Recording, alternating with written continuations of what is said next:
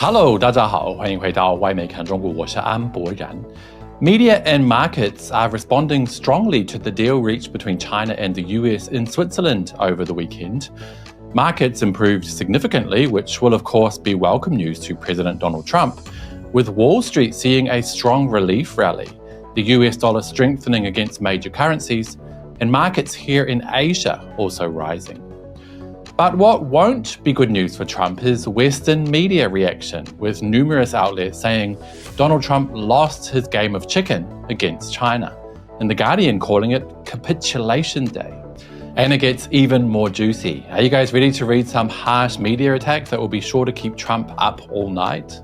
Let's do it. Today we'll go beyond the propaganda. This is Reports on China. I'm Andy Boreham here in Shanghai. Let's get reporting. First up, the markets. Of course, markets around the world have surged following news yesterday that the US and Beijing are cooling off their tariff tensions and have agreed to reduce taxes on imported goods to 30% and 10% respectively. If you're unsure as to why the number isn't equal and why Chinese goods imported to the US face higher tariffs than the other way around, check out my last video which explains exactly that in detail. In the US, Wall Street saw a strong relief rally with the S&P 500 climbing approximately 2.6%, the Dow Jones Industrial Average up by about 2.5%, and the Nasdaq Composite surging over 3.3%. The US dollar strengthened against major currencies. Asian markets also rose, with Hong Kong's Hang Seng Index closing about 3% higher, Japan's Nikkei up significantly, and the Chinese mainland's key index is gaining over 1%. Now, that is all great news for Donald Trump, especially as he was facing extreme pressure domestically for his Liberation Day tariff war, that by most measures has been a total failure for the US, and specifically for his administration. Inflation was looming and a recession was looking imminent, with US shelves close to being empty after trade between China and the US literally ground to a halt. Not good news for Trump, on the other hand, is Western media reaction to the Switzerland agreement, who overwhelmingly cast Trump as a loser and China as cool, calm, and collected. Let's check some of those reports out. The Guardian ran with the headline, "Trump might claim China tariff victory, but this is Capitulation Day." And they wrote, "Donald Trump will inevitably claim Monday's temporary truce in the US-China trade war as a victory, but financial markets seem to have read it for what it is. A capitulation. In other words, the president has caved. It seems he's had his butt majorly spanked by China and now sees the need to be more respectful and stop acting like a schoolyard bully. It's been a tough lesson for President Trump, but one that will hopefully stick. The US is not the dominant world power it was in the 80s and 90s. The world today is a lot more multipolar, and Washington, D.C. needs to accept that reality and file into line, quick, sharp, or they'll just be signing off their own demise." Let's check out the next article. The Spectator's headline was sharp. "China has won the trade war with President Trump." They wrote, "China made very few concessions to get this deal. It has not opened up its markets to the American tech giants or agreed to ship fewer goods across the Pacific, or buy more planes or pharmaceuticals from the US, or indeed to scale back its attempts to move into higher value industries, such as autos, artificial intelligence, or aerospace. Instead, President Trump has looked at the potentially devastating impact that cutting the US off from Chinese imports would have on the economy and blinked. He was not ready to ride out the inevitable spike in inflation or the likely recession. For China, that is clearly a victory. The US needs China more than China needs the US.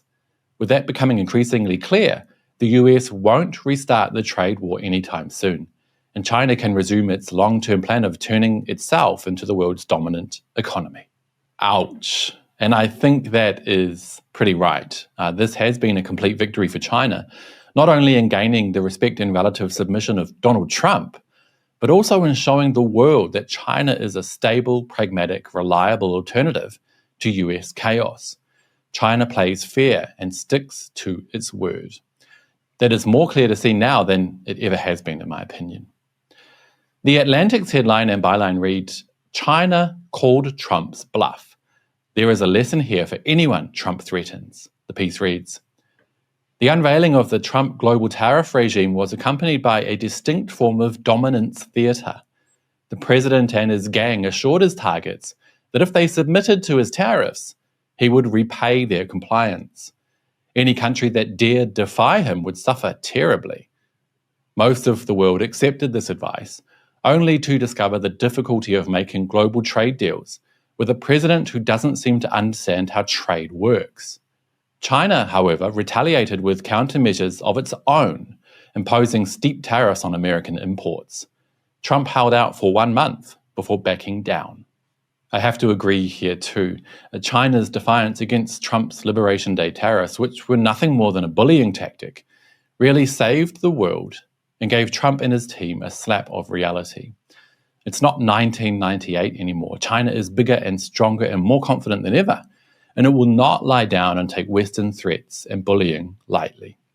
This whole episode turned out not only a valuable lesson for Trump and his cohorts, but for anyone else who tries to use threats and intimidation to push China around. Right, next up, let's check out Bloomberg, whose headline read, "Xi defiance pays off as Trump meets most China trade demands." The article reads, Xi Jinping's decision to stand his ground against Donald Trump could hardly have gone any better for the Chinese leader. Xi struck a defiant tone ever since Trump began raising US tariffs to the highest level in a century. In contrast to other world leaders, he refused Trump's repeated calls to get on the phone with the US president, even as levies rose to levels that China called a joke. And that is exactly how you need to deal with Trump, right? Call him out for being a joke. Ignore him. That's the only way to get his respect. In fact, The Atlantic made that point quite well. They wrote, Trump is a classic bully who craves submission and fears conflict. His fervent supporters want him to be Michael Corleone, but he's more like Biff Tannen. Do you guys remember Biff Tannen from Back to the Future? Standing up to Trump does not mean that you win, but giving in guarantees that you lose. Touche. And hopefully now, after China's defiance and demand for respect, Trump will be further whipped into line by world governments who will hopefully now have the confidence to demand respect. China's demands for tariff talks were met completely, with Trump removing all of his Liberation Day tariffs back to April 2. In the next 90 days, the two sides will work together through that point person that again was a Beijing demand that Trump met, by sorting out any remaining issues and hopefully come to some sort of long-term agreement. But as Trump has shown extremely clearly, long-term agreements with the US, and particularly with Donald Trump, don't mean much, and uncertainty remains in the world. Remember, ever since Trump's administration claimed countries were running to the White House to sign deals, only America's oldest ally, the United Kingdom, has managed to reach a consensus. The whole thing has been a total failure, but it's been fun to watch. And on that note, that will be it for today, you guys. But as always, I'd love to hear your thoughts, so do let me know down below. Also, don't forget to hit like and subscribe if you haven't already. It really does help the channel. I'll see you all next time. Bye-bye.